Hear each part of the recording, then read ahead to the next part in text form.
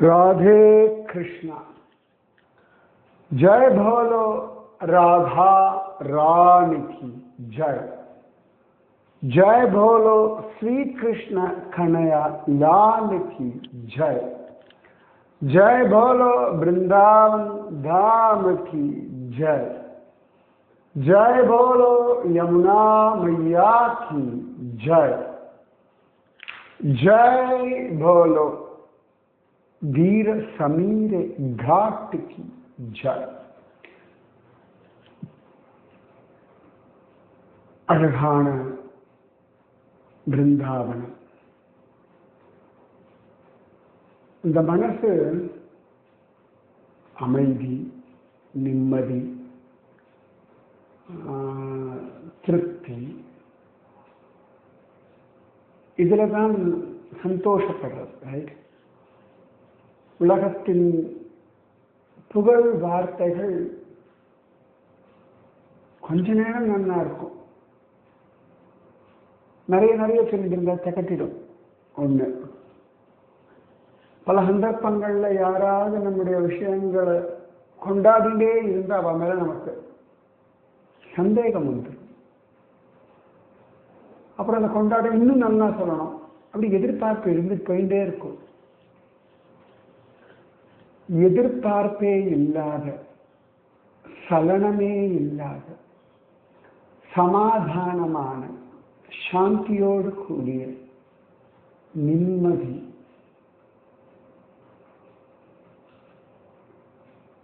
அப்பொழுதும் சொல்றதுதான் தூக்கம். எதிர்பார்ப்பே இல்லைன்னு, ஏமாற்றமே இல்லை, கவலையே இல்லை, ஒரு பீஸ்ஃபுல். நிஜமாவே ஓட்டம் இல்லை, போட்டி இல்லை, பொறாமை இல்லை, கம்பேரிசன் இல்லை. யாருக்காக எதாவது கிடைச்சா சரி, சந்தோஷம். நமக்கு கிடைக்கல, சரி, ரைட், நல்லது சொல்லும்போது நல்லா இருக்குல்ல. அப்படியே இருக்கிறதுக்கு தான் இவ்வளவு சொல்லிட்டு இருக்கோம். பக்தி, நாம ஜபம் எல்லாம் எதுக்கு? மகாத்மாக்களுடைய அவதாரமே எதுக்கு? நம்ம பணம் காசு சம்பாதிச்சிடுவோம். ஒரு 4-5 நண்பர்கள் நமக்கும் இருப்பார். பயங்கரவாதிகளுக்கே நண்பர்கள் இருக்கா. அவர்களுக்கும் சிரிக்கிறதுக்கு ஏதோ ஒரு விஷயம் இருக்கு. அவர்களுக்கும் நம்பிக்கைக்குரிய ஆட்கள் உண்டு. அவர்களுக்கும் சாப்பாடு கிடைக்கிறது. சமாதானம், சாந்தி, நிம்மதி. நம்ம இதை அடைவதற்கு, இது அடைகிறதுன்றதை விட நம்ம கிட்டதான் இருக்கு. நமக்கு இது புரிய வைக்கிறதுக்காகத்தான் மகாத்மாக்களுடைய அவதாரம். இதோ ஒரு மகாத்மாவுடைய அவதார தினம் பக்கத்துல வந்தாச்சு. ஹோலி. பிருந்தாவனத்துல அப்படி கலர்ஃபுல்லா இருக்கும். ஆயாச்சு நாளன்னைக்கு ஹோலி. ஸ்ரீ கிருஷ்ண சைத்தன்ய மகாபிரபுனுடைய அவதார தினம் ஹோலி அன்னைக்குதான். ஸ்ரீ கிருஷ்ண சைத்தன்ய மகாபிரபு அவதாரம் ஹோலி. ஓகேவா? அந்த சந்திரகிரகண சமயத்துல சந்தியா வேளையில மாயாப்பூர், அந்த மாயாப்பூருடைய பழைய பெயர் நவத்வீபம்னு பேர். கங்கையில் இருந்த 9 தீவுகள் மாதிரி இடங்கள் உண்டு. அது பேர் தான் நவத்வீபம்னு பேர்.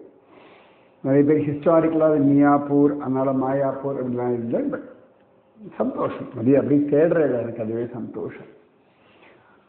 நவத்வீபம் அப்படின்னு மரத்துக்கு பெயர். அந்த நவத்வீபம் ஹோலி அன்னைக்கு, சந்திரகிரகணத்தன்னைக்கு சந்தியா வேளையில தான் ஸ்ரீகிருஷ்ண சைத்தன்ய மகாபிரபுனுடைய அவதாரம். ஹரே ராம ராம ராம ஹரே ஹரே, ஹரே கிருஷ்ண கிருஷ்ண கிருஷ்ண கிருஷ்ண ஹரே ஹரே, ஹரே ராம ராம ராம ஹரே ஹரே, ஹரே கிருஷ்ண கிருஷ்ண கிருஷ்ண ஹரே ஹரே, ஹரே ராம ராம ராம ஹரே ஹரே, ஹரே கிருஷ்ண கிருஷ்ண கிருஷ்ண ஹரே ஹரே. அந்த நாமசங்கீர்த்தனம் இந்த தீர சமீரே சொல்லிட்டு இருந்தேன் இல்லையா, அங்க முக்கியமா அகில பாரத ஜெய்குரு சம்பிரதாயம்னு ஒன்று இருக்கு. அங்க விசேஷமா ஒரு குரு இருந்தார், ரொம்ப ஃபேமஸ், ஸ்ரீ சீதாராம்தாஸ் ஓம்கார்நாத் ஜி அப்படிங்கிற வந்து இந்த ராமானந்தி சம்பிரதாயம், நம்ம ராமானுஜ சம்பிரதாயத்தை சேர்ந்தவர். சீதாராம்தாஸ் ஓம்கார்நாத் அப்படின்னு அந்த சுவாமிஜிக்கு பெயர். அவர்தான் இந்த தீர சமீர குஞ்சம் இதுக்கெல்லாம் மெயின் அவர் தான். அவர் சொல்லுவார், பகவன் நாம சங்கீர்த்தனம் போலே உயர்ந்தது எதுவும் இல்லை, எப்படி சொன்னாலும் நாமம் நன்மையே செய்யும்னு சொல்வார் அவர். பாகவதத்துல அஜாமில விஷயத்துல யமதூதர்கள் சொல்ற விஷயம் இதுதான். சந்தேகமாகவோ பரிகாசமாகவோ பாட்டுக்காகவோ சாங்கேத்யம் பாரிஹாஸ்யம் வா ஸ்தோபம் ஏளனமேவ வா வைகுண்டநாம பிரஹரணம் அசேஷாத்ஹரம் விதுஹு. தெரிந்தோ தெரியாமலோ சொல்லப்பட்ட நாமமானது சகலவிதமான பாவங்களையும் அழித்துவிடும். எப்படி அக்னியானது கட்டையை எரிக்கிறதோ அதுபோலே பாவங்கள் அழிந்து போகும். வாயினால் பாடி மனதினால் சிந்திக்க அப்படின்னு ரொம்ப அழகா ஆண்டாள் சொல்றா இல்லையா. அது பிருந்தாவனத்துல ஒரு கோஸ்வாமி, அவர் வந்து ஒரு நாள் யமுனையில குளிக்க போனாராம். யமுனையில இறங்கி குளிப்போம், காலில் ஏதோ பட்டு பெருசா என்னடா அது. அப்பப்ப இங்க யமுனையில சர்வசாதாரணமா நிறைய பேருக்கு யமுனையில கிருஷ்ணமூர்த்தி எல்லாம் கிடக்கும். நான் சொன்ன இந்த ஷாம்ராய், நம்ம கௌரிதாஸ் பண்டிதர் யமுனையில குளிக்கும் பொழுது தானே கிடைச்சான். இந்த மாதிரி ஒவ்வொருத்தருக்கும் கிடைக்கும். உடனே இப்போ போய் உடனே யமுனையில நானும் போய் இறங்குறேன், என் கிருஷ்ண பக்தி சத்தியமானால் எனக்கும் கிருஷ்ணன் கிடைக்கட்டும். இந்த இந்த மைண்ட் செட்குள்ள போகக்கூடாது. பக்தியில எல்லாருக்கும் அந்த அதிசயங்கள் அற்புதங்கள், அது எப்ப பார்த்தாலும் தன்னுடைய பக்தி நிரூபணம் ஆகணும், உலகம் அதை கொண்டாடணும் அப்படின்னு ஒரு எதிர்பார்ப்பு தான் பக்தியில ஒரு பெரிய டிராபேக். அது அவங்க பின்னாடி இழுத்துட்டே இருக்கும். இதெல்லாம் விட்டு வெறும் பக்தி பண்ணணும், அப்பதான் அந்த பக்தி புரியும். இல்லாட்டி நீ எதிர்பார்ப்புலேயே போயிட்டு இருந்தா பக்தி வந்து ஒரு போர் அடிச்சிடும். அதுக்கு ஒன்றும் ட்ரையா இருக்க மாதிரி இருக்கும். இது மாதிரி சாதாரணமா பக்தி பண்ணா ட்ரையா இருக்காது. ஸோ பிருந்தாவனத்துல அந்த ஒரு கோஸ்வாமி அப்படி காலில் ஏதோ பட்டுதே அப்படின்னு எடுத்து பார்த்தா யாரும் மனுஷனாளுடைய எலும்பு. அங்க யாராவது சாதுக்கள்லாம் போயாச்சுன்னா அப்படி எரிச்சு விட்டு அப்படியே யமுனையில போட்டுடுவார், இல்லாட்டி யமுனையில கட்டி போட்டுடுவார். சில சன்னியாசிகள்லாம் இருந்தாங்கன்னா யமுனையில சரீரத்தை கல்ல கட்டி யமுனை கங்கையிலெல்லாம் போடுறதுன்னு ஒரு வழக்கம் உண்டு சன்னியாசிகளுக்கு. ஒரு எடுத்து பார்த்துட்டு அவருக்கு கணிச்சு போயிட்டார். ஏன்னு கேட்டா அந்த எலும்புல ஹரே ராம ராம ராம ஹரே ஹரே, ஹரே கிருஷ்ண கிருஷ்ண கிருஷ்ண ஹரே ஹரே அப்படி கிரிக்கிற மாதிரி இருக்கு. எலும்புல போய் யாரும் உட்காந்து எழுதிட்டு இருக்க போறா? என்னன்னா யாரோ சாது அவருடைய ஜபம் இந்த எலும்பு வரைக்கும் அந்த எழுத்துக்களா உட்கார்ந்து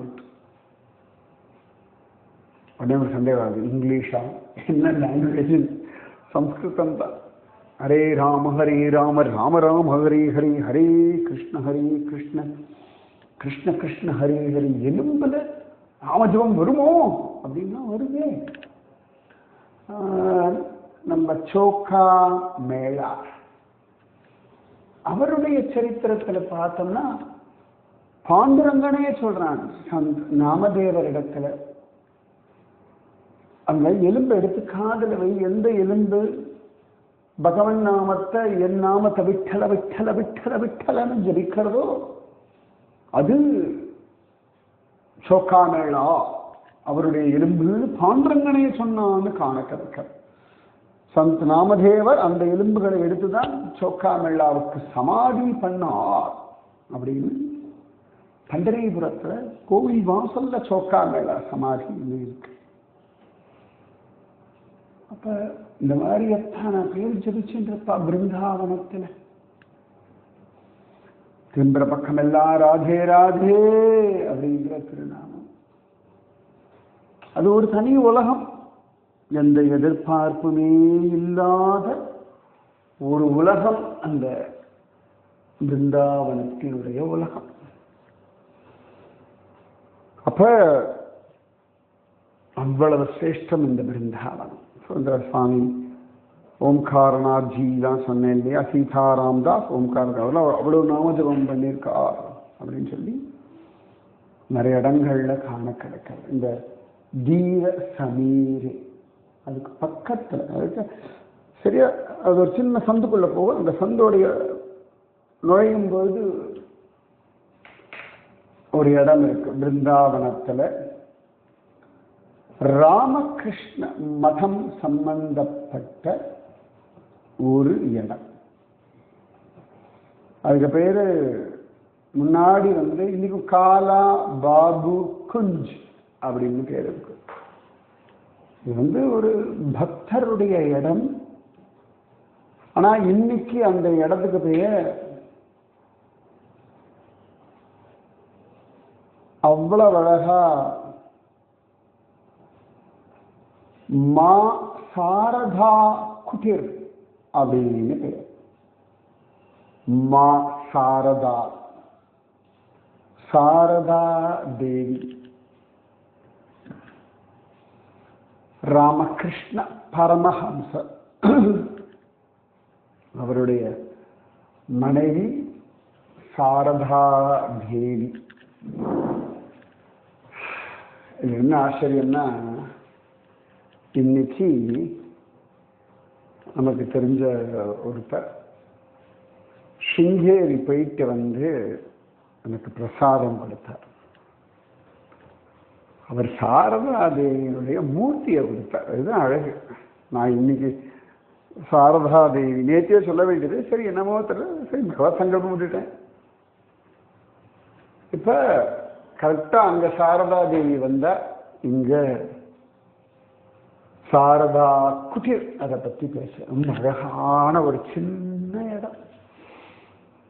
ராமகிருஷ்ண மடம் அதனுடைய கிளென்லினஸ் அவ மெயின்டைன் பண்ற விதம் நான் சொல்ல வேண்டிய அவசியம் இல்லை.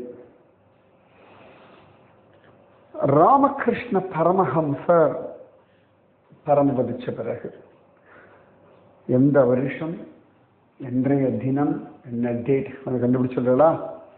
ராமகிருஷ்ண பரமஹம்சர் தம் சரீரத்தை விட்டு கிளம்பின நாள். அந்த ராமகிருஷ்ண பரமஹம்சர் சத்கதி அடைஞ்ச உடனே சாரதா தேவி, சாரதா தேவிக்கு ஒரு விரகம், அந்த பிரிவு துயர். எந்த பக்கம் திரும்பினாலும் பரமஹம்சருடைய நினைவுகளா வர்றது. அப்ப ஆனா சாரதா தேவி இருந்தாலும் சாரதா அம்மையாருக்கு கடமைகள் உண்டு.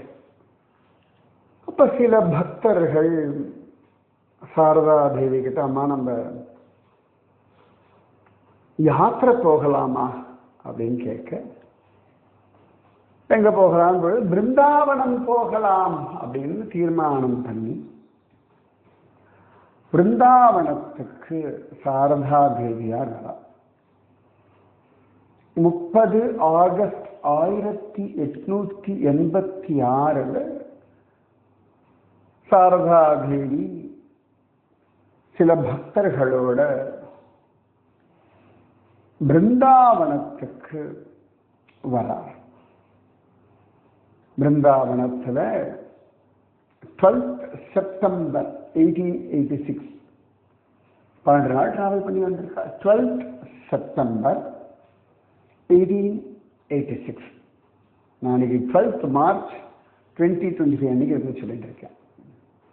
செப்டம்பர் மாதம் 12ஆம் தேதி 1886 பிருந்தாவனத்துக்கு மா சாரதா தேவி வந்தார்கள்.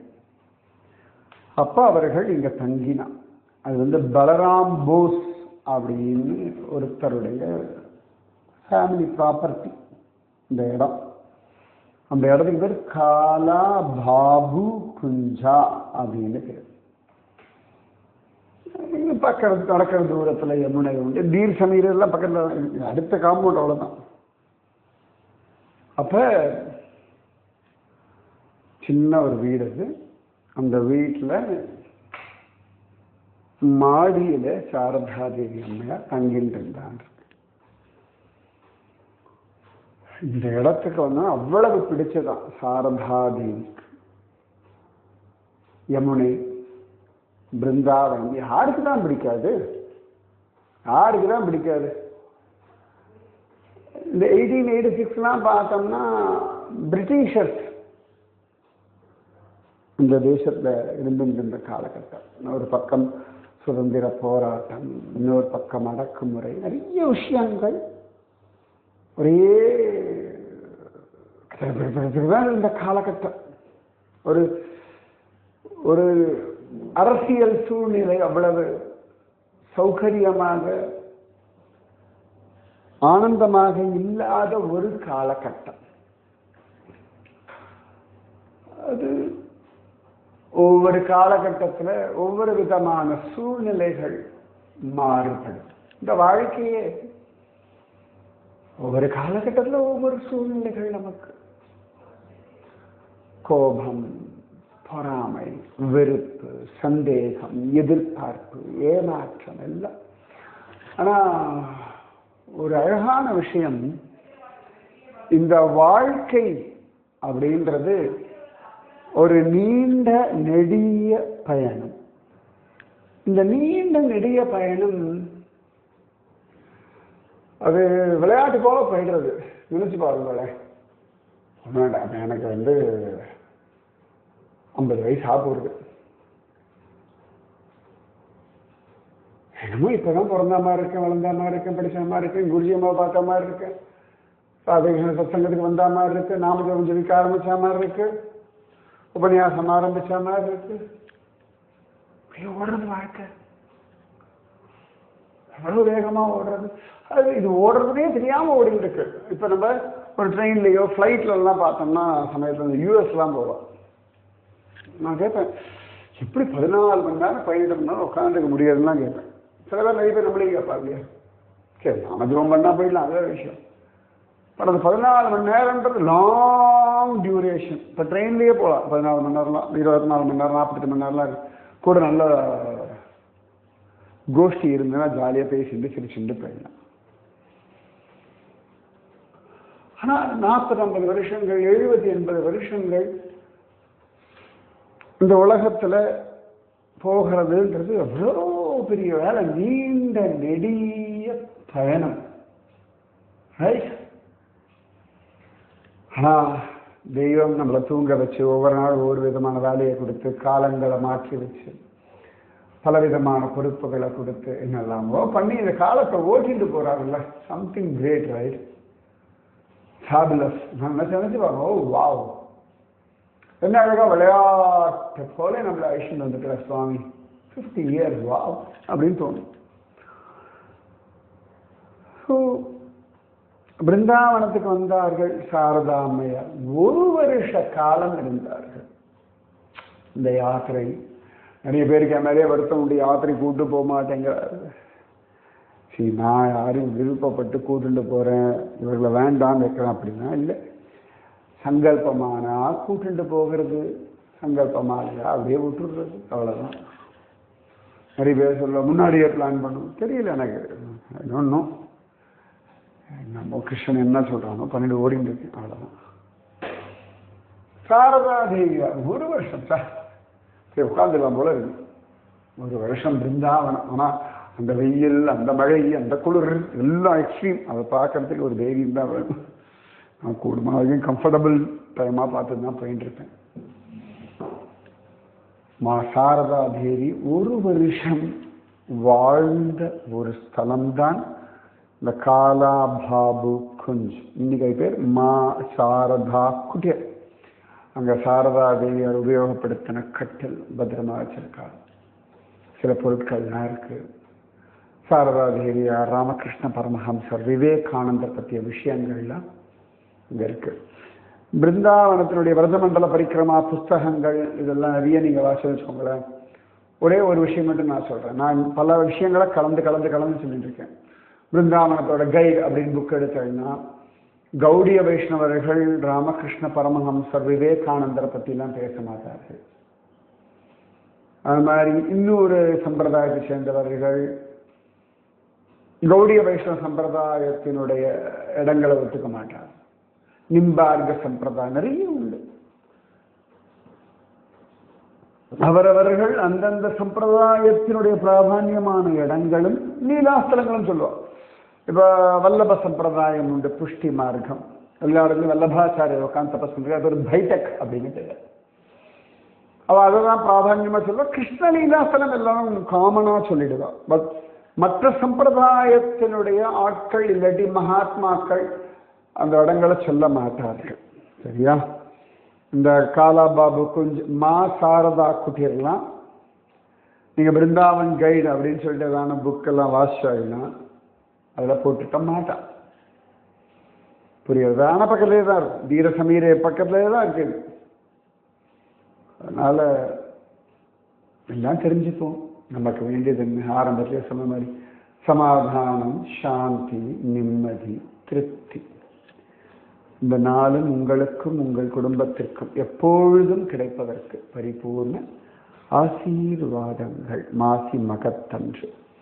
ராதே கிருஷ்ணா, ராதே கிருஷ்ணா, கிருஷ்ணா ராதே, ராதே கிருஷ்ணா, கிருஷ்ணா ராதே, ராதே கிருஷ்ணா, கிருஷ்ணா ராதே, ராதே கிருஷ்ணா, கிருஷ்ணா ராதே, ராதே கிருஷ்ணா, கிருஷ்ணா ராதே, ராதே கிருஷ்ணா, கிருஷ்ணா ராதே, ராதே கிருஷ்ணா, கிருஷ்ணா ராதே,